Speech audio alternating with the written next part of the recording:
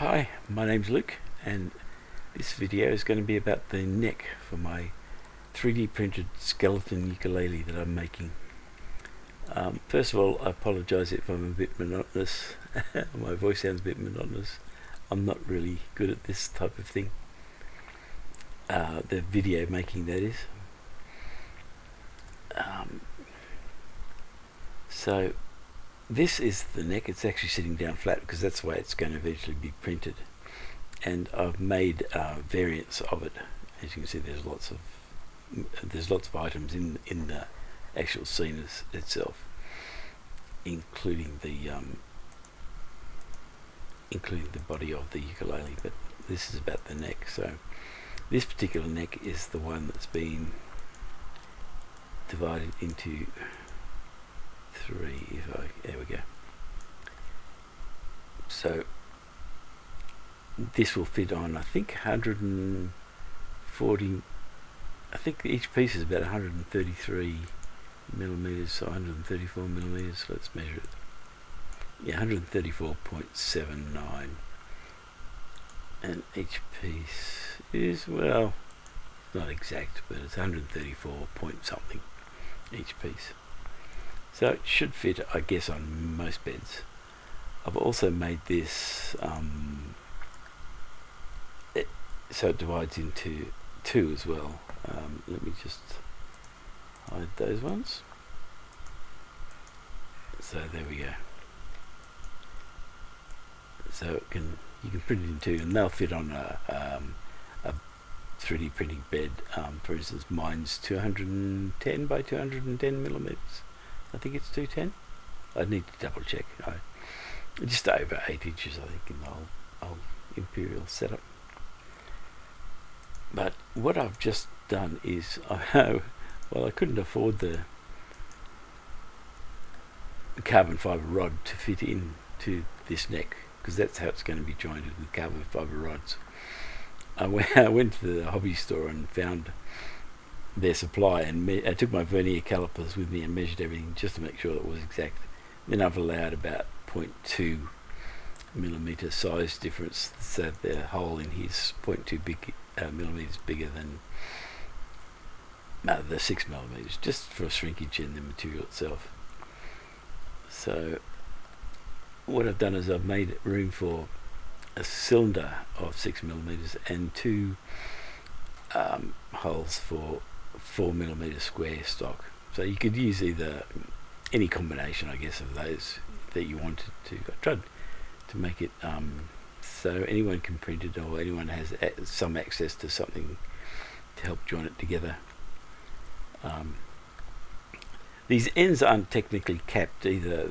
This is just how this program deals with everything. When you put this into say something like Simplify 3D, you'll actually get the hole going all the way through. So I don't know if you can see that there, but these are actual holes there, and there, and they extend right through. The 6 millimeter round one, it goes through the whole thing. The square ones, they stop where they stop.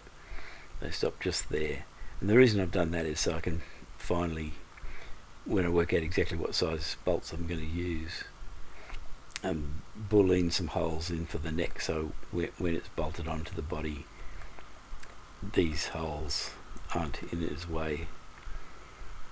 So let me just,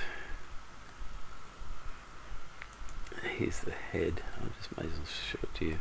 I'll just turn it transparent, just in case you're interested in 3D Max. That's Alt and X to make something transparent, or X-ray mode, I think it's called. And you can see where the 6 millimeter rod will finish near the head there.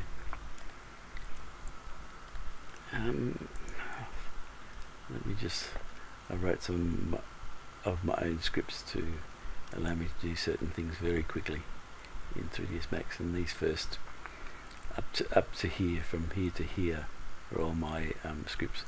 That's someone else's. These three are at the end of someone else's, but that's my turntable script. Makes a turntable, allows you to make a 360 camera render of the whole object you're making. This is one that Max is saving.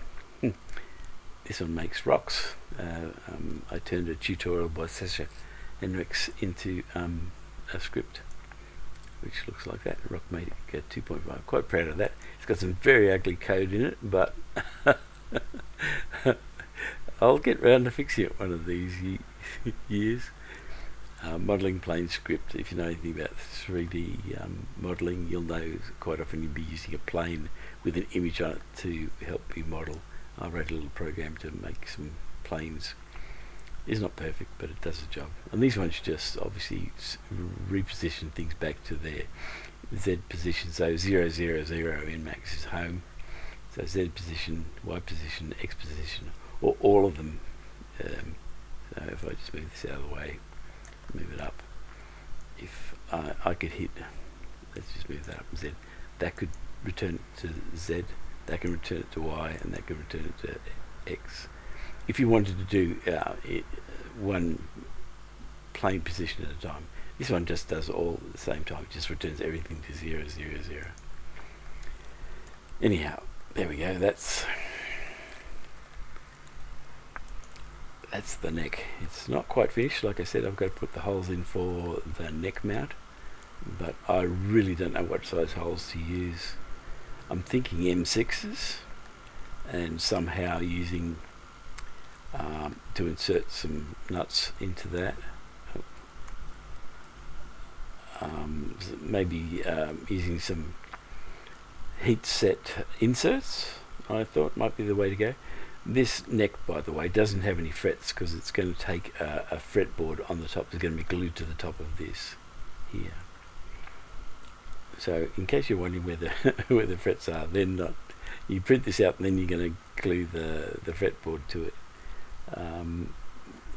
I won't go into the reasons for doing that, but I think it's going to be more flexible in terms of trying to get the intonation, because this is a tenor ukulele and its measurement from the nut to the bridge is important, and so are the frets, and because these holes are going to add in some variability to where it actually lands, and you only need to be out by 0.5 millimeter or 1 millimeter, and